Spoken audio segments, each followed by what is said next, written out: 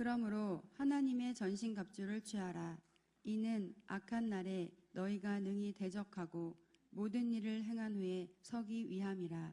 그런즉 서서 진리로 너희 허리띠를 띠고 의의 호심경을 붙이고 평안의 복음이 준비한 것으로 신을 신고 모든 것 위에 믿음의 방패를 가지고 이로써 능히 악한 자의 모든 불화살을 소멸하고 구원의 투구와 성령의 검 곧 하나님의 말씀을 가지라.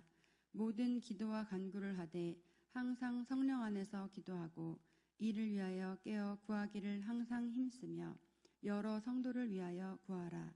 또 나를 위하여 구할 것은 내게 말씀을 주사 나로 입을 열어 복음의 비밀을 담대히 알리게 하옵소서 할 것이니 함께 읽겠습니다. 이를 위하여 내가 쇠사슬에 매인 사신이 된 것은 나로 이 일에 당연히 할 말을 담대히 하게 하려 하심이라. 아멘. 자, 오늘 이 시간에는 하나님의 마음 12번째, 너희는 하나님 나라의 대사이다. 한번 따라하겠습니다. 너희는 하나님 나라의 대사이다. 자, 우리 가슴에 손을 얹고 따라하겠습니다. 나는 하나님 나라의 대사이다. 아멘. 자, 오늘 이 시간에는 성경에 딱 두 군데만 나올 뿐이지만 결코 가볍게 넘길 수 없는 성도의 신분을 이보다 더 정확히 표현할 수 있을까 싶은 만큼 중요한 우리의 어떤 정체성에 대하여 말씀드려 보겠습니다. 물론 성경에 보면 우리가 예수 믿음으로 바뀐 신분에 대한 여러 가능한 설명들이 있습니다.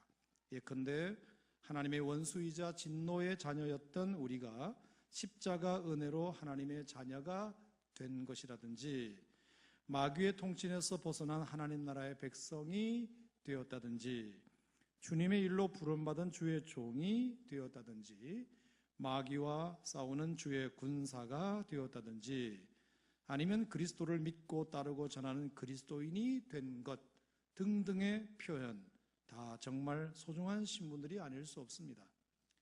그런가 하면 목자를 따르는 양, 포도나무에 붙어 있어야 할 가지, 신랑 대신 예수님을 맞이하는 신부, 머리이신 그리스도와 더불어 그 몸에 붙은 지체로 여기는 여러 표현들도 있습니다. 역시 다 소중한 성도됨의 신분들입니다. 하지만 그 중에서도 절대로 빼놓을 수 없는 이 시대에 너무나 필요한 또 하나의 아이덴티티가 있다면 그것은 우리가 하나님 나라의 사신, 하나님 나라의 대사라는 정체성입니다. 여러분, 동의하든 동의하지 않으시든 이것은 이미 우리에게 주어진 신분이고 너무나 중요한 신분입니다. 물론 말씀드린 대로 딱 두 군데 성경에만 나옵니다. 하나는 오늘 읽은 에베소서 6장 본문이고 또 하나는 고린도후서 5장 20절 본문인데요. 자, 우리가 읽었지만 한 번만 더 에베소서 6장 20절을 다 같이 봉독하겠습니다. 시작. 이 일을 위하여 내가 쇠사슬에 매인 사신이 된 것은 나로 이 일에 당연히 할 말을 담대히 하게 하려 하심이라. 아멘. 자, 또 하나는 고린도후서 5장 20절인데 스크린을 보면서 함께 읽어보도록 하겠습니다. 시작. 그러므로 우리가 그리스도를 대신하여 사신이 되어 하나님이 우리를 통하여 권면하시는 것 같이 그리스도를 대신하여 간청하노니 너희는 하나님과 화목하라. 아멘. 자, 저는 이 말씀이 하나님 나라 이해에 있어서 더없이 중요한 개념이라고 생각합니다.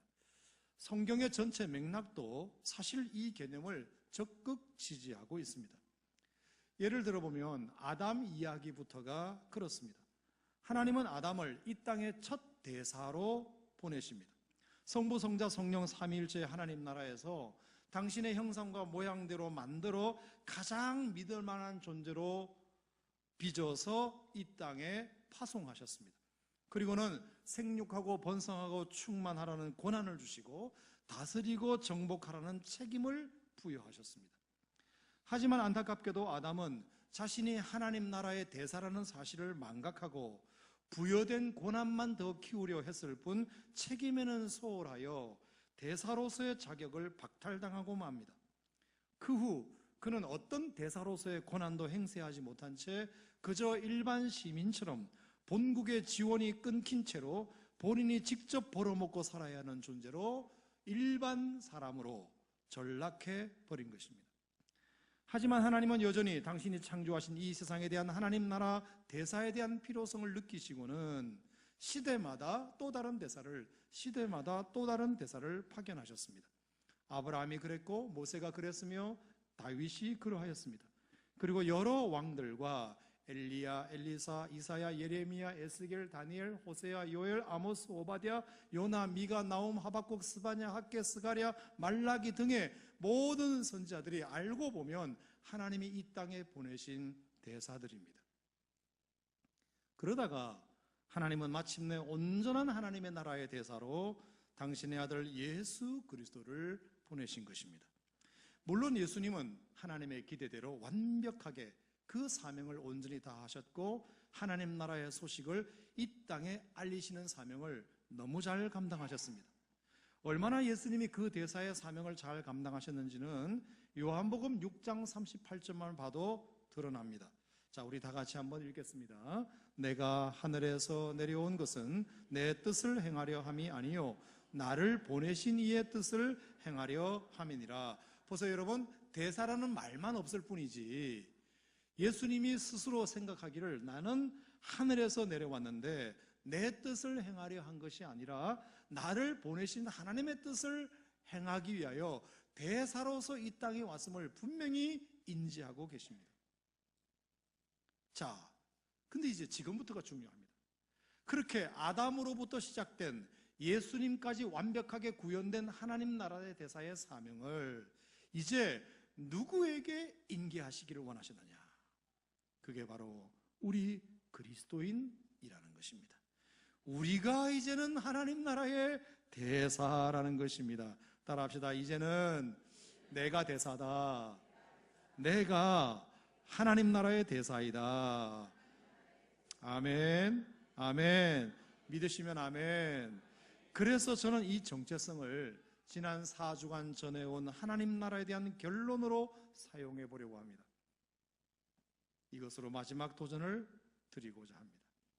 그러니 여러분, 왜 우리가 예수를 믿으면서도 세상 가치에 주눅들고 세상을 향하여 아무런 힘도 쓰지 못하고 심지어 하나님을 향하여서조차 쭈뼛쭈뼛 할 수밖에 없었던가? 그 이유가 어디에 있었는지를 여러분이 분명히 아시고 오늘의 이 예배가 되사됨의 정체성으로 여러분의 신문을 재무장하는 기회가 되기를 주님의 이름으로 축원합니다.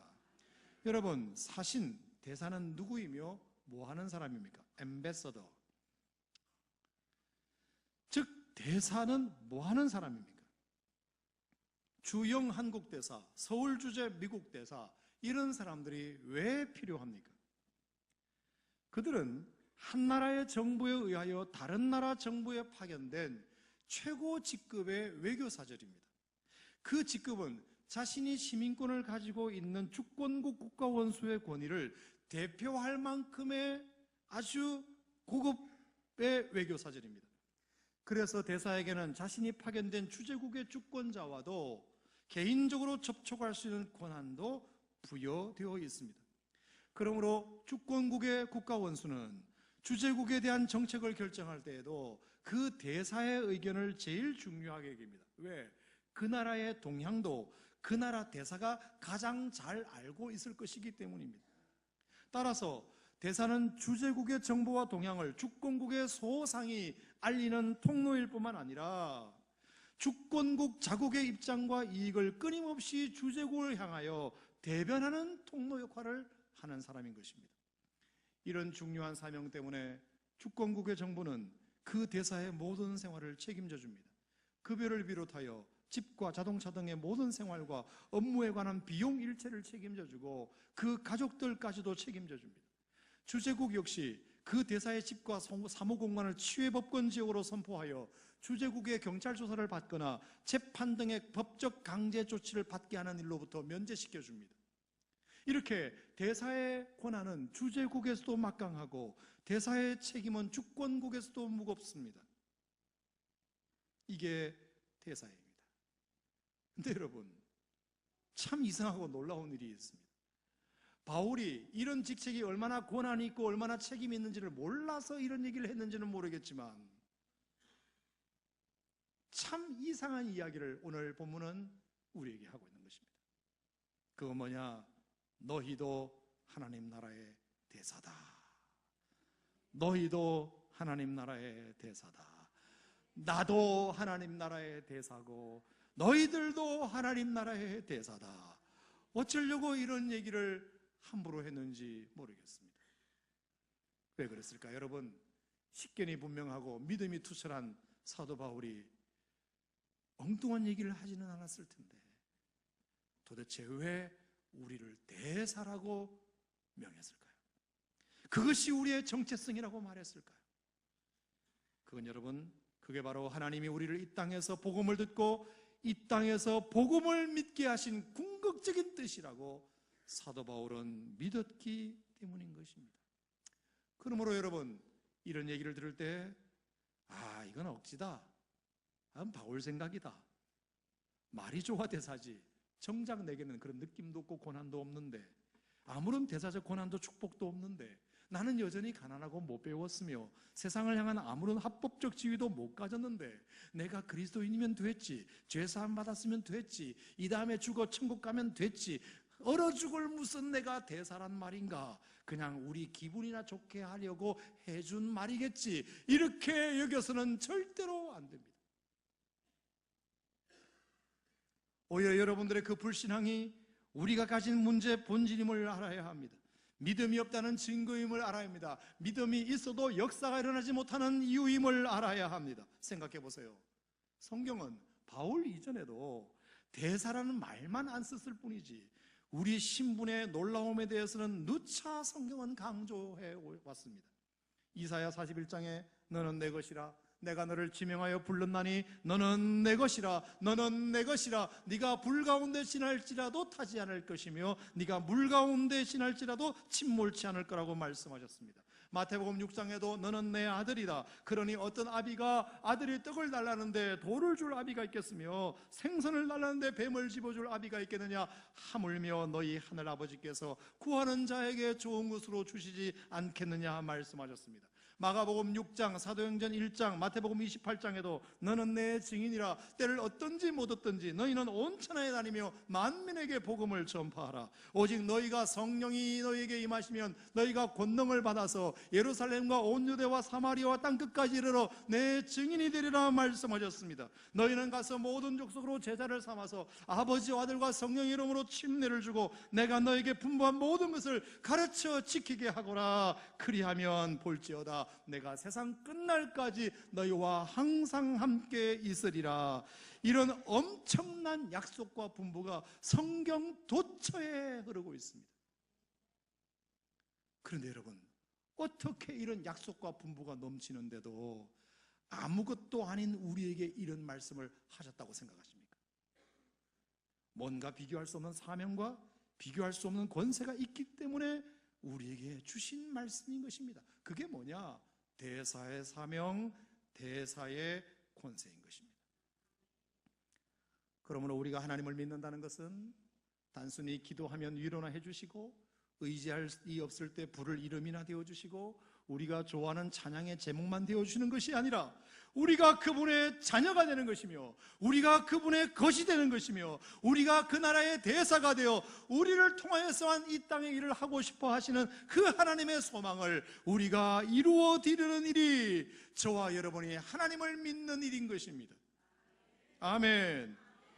우리가 복음을 듣고 믿어도 여전히 바뀌지 않는 세상 속에서 힘겹게 겨우 목숨만 유지하여 어떻게 했어든 내일이란 난 몰라요. 하나님 하루하루 살 뿐이에요.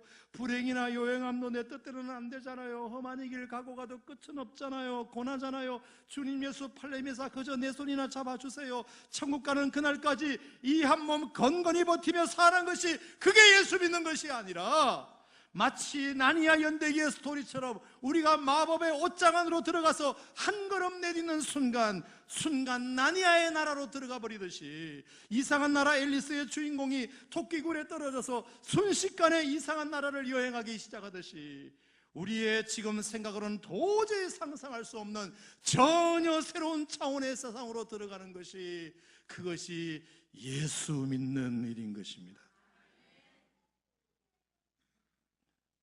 그러므로 우리의 신분 역시도 이 땅에 주재하는 하나님의 나라의 대사로서 늘 본국과 소통하는 가운데 내가 속한 공동체에 본국의 메시지를 증거하도록, 본국의 입장을 대변하도록 보냄받은 자인 것입니다. 그 사명이 저와 여러분에게 있습니다. 왜? 우리는 대사니까요. 나는 하나님 나라의 대사니까요. 따라합시다. 나는 하나님 나라의 대사다. 믿으시면 아멘. 믿으시면 아멘. 자, 그렇다면 그 대사의 사명은 뭘까요? 대사의 사명이 뭔가요, 여러분? 고린도후서 5장 본문과 에베소서 6장 본문에서 우리는 찾을 수 있습니다. 첫 번째, 대사가 해야 될 일은 본국과 소통하는 것입니다. 따라합시다. 본국과 소통하자. 자, 너희가 하나님 나라의 대사라면 하나님 나라와 늘 소통해야 한다는 것입니다. 당연하죠. 고린도후서 5장 20절도 말합니다. 그러므로 우리가 그리스도를 대신하여 대사로서 너희를 권면하노니 너희는 하나님과 화목하여라. 하나님과 화목하여라. 왜 바울이 이 말을 했느냐 하면, 이는 나도 대사여서 늘 하나님과 화목함으로 그분의 사명을 감당하고 그분으로부터 힘을 얻듯이, 너희도 고린도 교회의 성도라면 하나님 나라의 대사임이 분명하니 너희들도 나처럼 하나님과 화목하라는 것입니다.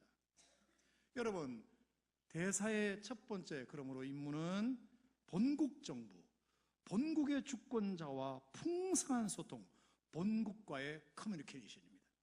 그게 대사가 해야 할 첫 번째 중요한 일입니다. 미국에 가 있는 주미 한국 대사가 한국 정부가 파송한 의도대로 행동하려면 마땅히 그는 끊임없이 한국 정부와 소통해야만 당연한 것입니다. 자신이 주재하고 있는 나라의 상황을 끊임없이 본국에게 보고하고 그에 대한 한국 정부의 입장을 끊임없이 대사는 들어야 하는 것입니다. 제가 백령도에서 근무할 때 여단장님 공간으로 식사 초대를 받아간 일이 있었습니다. 저녁 8시경 된 것 같은데 식사하고 담소를 나누다 말고 여단장님이 잠깐 자리를 뜨겠다고 말씀하셨습니다.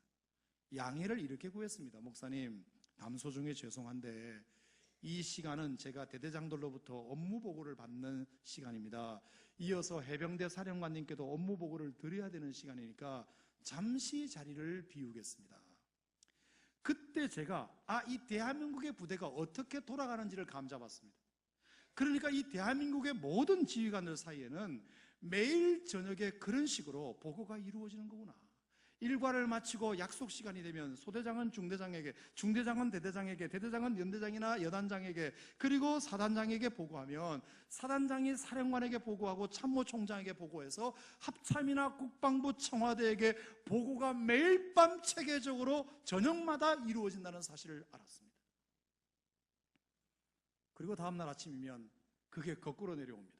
청와대나 국방부나 합참으로부터 내려지는 지시를 각 군 본부와 사령부가 받아서 그 받은 것을 사단이나 여단에게 전파하면 다시 연대가 받아서 연대가 대대, 중대, 소대에 내려주는 형식입니다. 여러분, 왜 대한민국의 국방부의 모든 군대는 저녁마다 계속 보고하고 아침마다 계속 지시를 받을까요? 그래야 물샐 틈 없는 국방이 가능하기 때문입니다. 그게 지휘관들의 임무입니다. 그렇다면 대사도 마찬가지. 대사의 첫 번째 임무가 바로 본국에게 상황을 보고하고 본국의 지시를 받는 본국과의 소통입니다. 그런데 대사가 돼가지고 이게 단절되어 버리면 그 어떤 보고도 없고 불러도 답이 없고 전화해도 안 받고 문자 보내도 회신이 없고 지시조차 무시하면 그런 대사는 문책하여 소환할 수밖에 없는 것입니다. 국가의 중대사를 맡은 대사가 전혀 본국과 소통하지 않는 대사를 그냥 두어서는 안 되는 것입니다. 그렇다면 하나님 나라 대사도 마찬가지겠지요. 하나님 나라 본국과의 끊임없는 소통은 대사의 가장 기본적 책무입니다. 그게 뭘까요, 여러분? 그게 기도죠. 그게 기도입니다. 기도는 본국과의 핫라인입니다. 그것이 대사의 사명을 잘 감당하는 동료입니다. 제가 성경에서 그 일을 가장 잘한 사람이 누구냐를 보니까 모세였습니다. 여러분이 아시는 대로 모세는 80이 넘은 나이에 40년 동안 200만 명 이상의 백성들을 데리고 그 척박한 광야를 수천 킬로미터 인도하여 목적지까지 데려다 준 사람입니다. 얼마나 힘들었겠습니까? 얼마나 어려운 여정입니까? 그런데도 그 일을 잘 감당할 수 있었던 것은 알고 보니 그가 주 이스라엘 하나님 나라의 대사로서 끊임없이 40년 동안 하루도 빠지지 않고 본국과 소통했기 때문이라는 것을 알았습니다. 여러분, 하나님이 모세를 처음 불렀을 때가 출애굽기 3장이잖아요. 가시떨기나무 불꽃 가운데서 하나님이 그를 부르셨을 때부터 모세의 사역이 끝나는 신명기 34장까지 출애굽기, 레위기, 민수기, 신명기를 통틀어서 보니까 아주 재미있는 사실을 발견하게 되었습니다. 매 장마다 반복되는 문구가 하나 있는데 그게 뭐냐? 여호와께서 모세에게 이르시되, 여호와께서 모세에게 명령하시되, 여호와께서 모세에게 말씀하시되, 이런 형태가 무려 출애굽기, 레위기, 민수기, 신명기에 200번 정도 나오는 것을 찾았습니다. 또 모세가 여호와께 아뢰되, 모세가 여호와께 이르시되, 모세가 여호와께 구하되가 약 210번 나오는 것을 찾아내었습니다. 그러니까 모세는 40년 동안 매일 빠지지 않고 뭘 했느냐? 모세는 이 자국의, 이 주제국의 상황을 끊임없이 하나님께 아뢰고 본국의 하나님으로부터 끊임없이 듣는 하나님과의 소통을 절대로 게을리지 하지 않았다는 뜻입니다. 그 엄청난 사명을 모세가 감당한 힘은 바로 여기에 있었다. 하나님과의 화목에 있었다. 그래서 그 힘이 엄청난 여정과 피곤한 사역과 불평 많은 백성들을 다스리는 에너지가 되었고 40년간 하나님의 대사로서 그 본국이 원하는 길을 잘 갈 수 있었던 비결인 것입니다. 그렇다면 여러분, 우리도 하나님 나라의 대사로서 그렇게 해야 되지 않을까요? 기도를 통하여 이 땅에서 일어난 내 삶이, 내 삶과 이 공동체의 문제에 대하여 하나님께 날마다 소상히 아뢰고 지금 이 상황을, 이 나라의 상황을 하나님께 소상히 아뢰고 그 문제에 대하여 하나님의 나라의 정부는 당신의 어떤 뜻을 이 땅에 펼쳐가기를 원하시는지 끊임없이 들어야 하지 않을까요? 왜냐하면 우리는 단순히 이 땅을 즐기러 온 여행객이 아니니까요.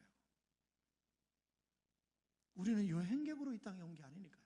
여행객으로 왔다면 마음대로 자기가 하고 싶은 대로 하고 가고 싶은 대로 가고 소통도 본국과 소통하는 것이 아니라 이 땅 여행지 사람들과 소통해야 되겠죠. 여행지의 말을 배우고 여행지의 문화를 배우고 여행지와 동화하며 여행지 사람들과 소통하는 것이 여행객이 해야 될 일이죠. 하지만 우리는 하나님 나라의 대사로서 이 땅에 왔기 때문에 여행지 문화를 배우러 온 게 아니라 끊임없이 하나님 나라와 소통해야 하는 것입니다. 그래야 일이 되는 것입니다. 쉬지 말고 기도하라는 그 말씀도 끊임없이 본국과 소통하라, 그런 뜻이죠. 그것이 여러분이 하나님 나라의 대사로서 해야 할 첫 번째 사명임을 명심하시기 바랍니다. 그런가 하면 두 번째 대사의 사명이 있습니다. 그것은 에베소 6장 19절 20절 말씀인데 본국을 알리라 하는 것입니다. 따라합시다. 본국을 알리라. 19절 20절 말씀해 보면 나를 위하여 구할 것은 내게 말씀을 주사 나로 입을 열어 복음의 비밀을 담대히 알리게 하옵소서. 이 일을 위하여 내가 사신이 된 것은 나로 이 일에 당연히 할 말을 담대히 하게 하려 하심이라. 에베소서는 그렇게 기록했습니다. 대사는 모름지기 철저하게 본국의 입장만을 대변하고 본국의 이익만을 위하여 존재하는 자이기 때문입니다. 내가 아프리카 국가에 있든, 내가 유럽의 어느 국가에 있든, 내가 심지어 불교 국가에 있든, 내가 회교 국가의 대사로 파견되었든, 대사는 철저하게 자기 나라의 유익만을 위하여 내 나라의 메시지를 그 나라에 말하는 자가 대사인 것입니다. 그러므로 대사가 돼가지고 그 나라 말에 휘둘린다든지 그 나라의 문화에 젖어버리는 것은 여행자나 이민자는 가능하겠지만, 대사는 철저하게 자국의 문화만을 전파하고 자국의 유익을 자국의 입장에서만 전하는 자이어야 하는 것입니다. 따라서 오늘도 나를 통하여 하나님 나라 정부는 무엇을 이루기를 원하실까? 어떤 메시지를 이 나라에 선포하기를 원하실까? 그것이 대사의 관심사여야 한다는 것입니다. 그것을 가장 잘하는 사람이 누구냐? 다윗이라고 생각합니다. 그는 아시는 대로 블레셋 나라와 전쟁을 할 때 골리앗 장수를 대면한 사람입니다. 처음에 그 전쟁 때는 뭣도 모르고 구경꾼으로 갔습니다. 아니나 다를까 그 큰 형 엘리압이 다윗을 보고 뭐라고 말했냐면, 네가 이 전쟁을 구경하러 왔구나 이놈아. 여기가 지금 어디라고? 전쟁 여기가 지금 구경하는 데냐? 이렇게 핀잔을 주었던 사람입니다. 핀잔을 받았던 다윗이에요. 다윗도 거기에 전쟁하러 갈 마음을 가지고 간 게 아닙니다. 구경하러 간 것도 맞습니다. 하지만 상황을 보니까 안 되겠다는 마음이 든 것입니다. 할례 받지도 않은 저 블레셋의 장수 골리앗이 하나님의 백성을 농락하고 있는 모습을 더 이상 볼 수 없었습니다. 그래서 다윗은 성령을 통하여 순간 하나님의 대사로 자기가 여기에 와 있다는 사실을 깨닫습니다. 그래서 사울에게 가서 말합니다. 왕이시여, 골리앗으로 말미암아 낙담하지 마십시오. 주의 종이 가서 저 블레셋 사람과 싸우겠습니다. 저 블레셋 사람과 싸우겠습니다. 그리고서는 물맷돌을 가지고 골리앗 앞에 가서 한 말이 뭐냐? 여호와께서 오늘 너를 내 손에 넘기실 것이다. 너는 칼과 단창으로 내게 무장했지만 나는 만군의 여호와의 이름으로 무장하였다. 내 오늘 너의 시체를 들짐승에게 주어 여기 이스라엘에는 하나님의 계심을 알게 할 것이다. 여호와의 구원은 칼과 창에 있지 아니하고 여호와께 속한 것임을 분명히 알게 할 것이다. 이렇게 말했습니다. 여러분, 이 말은 대사만이 할 수 있는 말입니다. 여행객은 절대로 이런 말을 못합니다. 자기가 대사이기 때문에 하나님 나라 입장을 대변하여 블레셋 나라를 향하여 선포하는 것입니다. 요셉도 마찬가지입니다.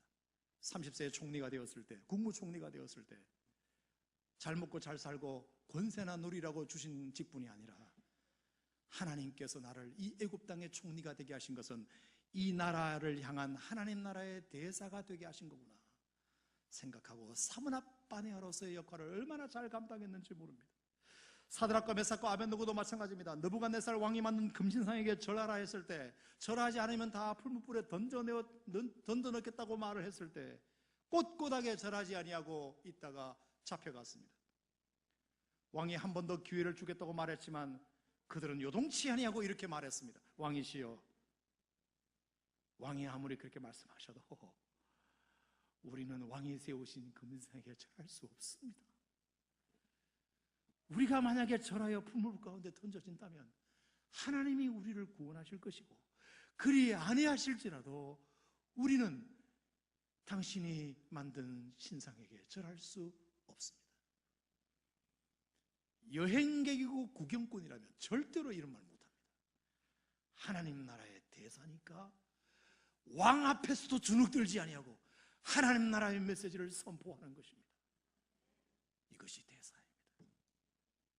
지난 금요일 토요일 유혜석 선교사님이 우리 교회 오셔서 하신 말씀에 충격을 받았습니다. 우리나라에도 벌써 30만 명의 이슬람 교도들이 있고 전 세계로 13억, 14억 정도의 이슬람 교도들이 이렇게 팽창하여 기하급수적으로 늘어난 이유가 뭐냐? 선교사님이 뭐라고 말했나요? 그들은 철저하게 코란의 가르침을 이 땅에 전파하기로 무장한 사람들이기 때문입니다. 그러니까 아이를 많이 낳아라 하면 많이 낳고, 여자들 보고 히잡을 쓰고 다니라면 말없이 쓰고 다니고, 메카를 방문해야 천국 간다 하면 수백 명이 매년 깔려 죽어도 가고, 하루에 5번씩 메카를 향하여 무조건 기도하라 그러면 무조건 어디서나 기도하고, 알라를 위하여 싸우다 죽는 것은 최고의 영광이다 그러면 자살 폭탄 테러를 일으켜서라도 하고, 그 사람들은 자기들이 사는 곳이 어느 곳이든 그들의 정체를 드러내며 삽니다. 어떤 여인이라고, 아무리 무슬림 여인들이라고 자기 몸매를 좀 드러내고 싶고 미니스커트 입고 싶고 머리를 예쁘게 단장하고 싶은 마음이 왜 없겠습니까마는,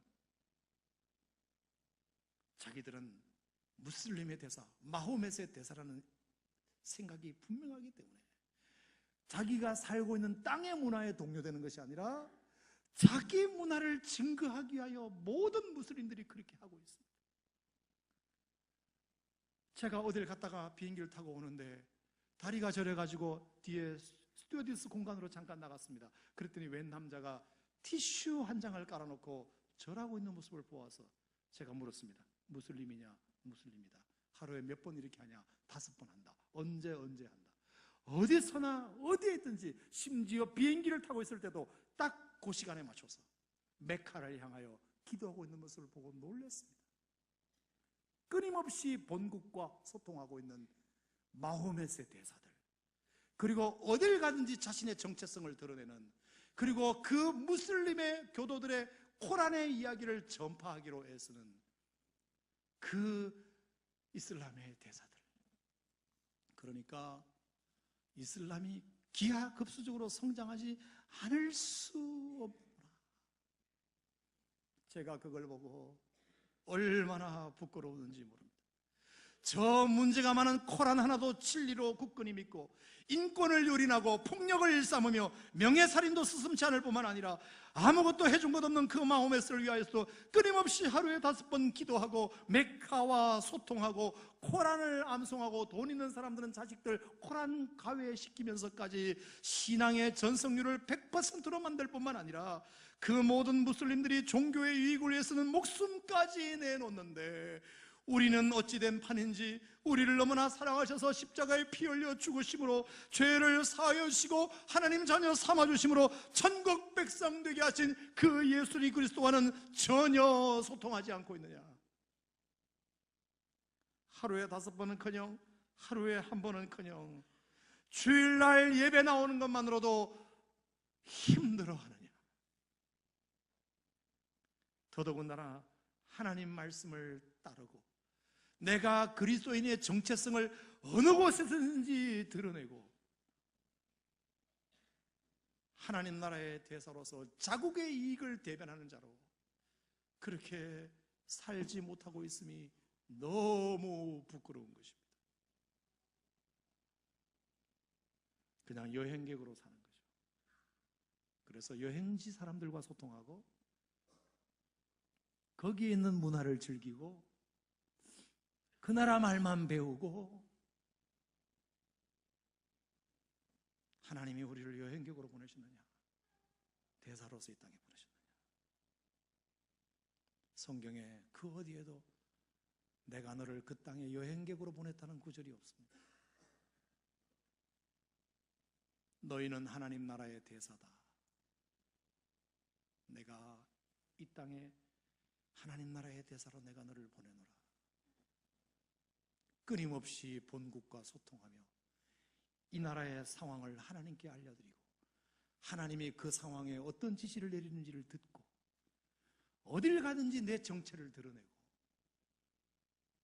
하나님의 메시지를 세상 사람들 들으라고 전하는 사람, 그런 대사의 역할을 너희가 감당하여라. 그게 우리의 사명이 아니겠는가 생각합니다. 이미 우리의 전쟁은 시작되었습니다. 무슬림과의 전쟁, 이단과의 전쟁, 별하별 것과의 전쟁터에 우리가 있습니다. 하나님의 대사로, 하나님의 전사로 무장하지 않으면 선교사님이 예정한 대로 10수년 내에 20몇 년 뒤에 대한민국은 무슬림 국가가 될 것이다. 이미 유럽은 5분의 1이 다 무슬림이 되었으니까